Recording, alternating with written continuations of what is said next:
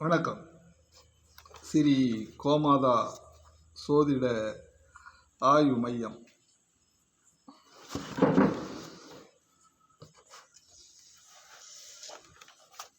இளம்புவனம், எட்டயாபுரம், தூத்துக்குடி மாவட்டம்.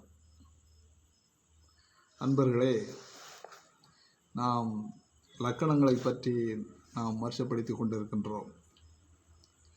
இன்று கடக லக்கணத்தில் பிறந்தவர்கள் எப்படி இருப்பார்கள், அவருடைய குணநலம் எப்படி இருக்கும் என்பதை பற்றி இங்கே நாம் விளக்க இருக்கின்றோம்.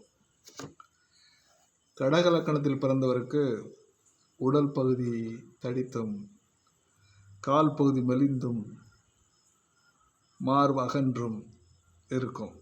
கற்பனை ஆற்றல், பேச்சாற்றல், விருப்பு, சூழ்நிலைக்கேற்ப மாறும் தன்மையுடையவராகவும் இருப்பார். உணர்ச்சிகரமாக பேசுதல் ஆகியவை இவர்களிடம் இருக்கும்.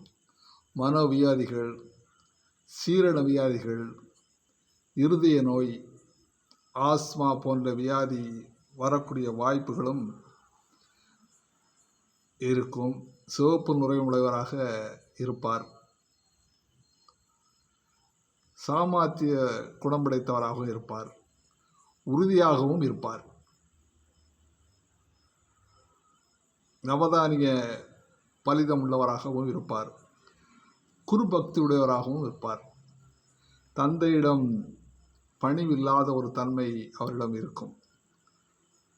லக்கணத்தை சிவக்கிரகம் பார்க்கின்ற பொழுது அவர் நிறைந்த ஆயுளோடு இருப்பார் என்று சோதிட நூல்கள் கூறுகின்றன.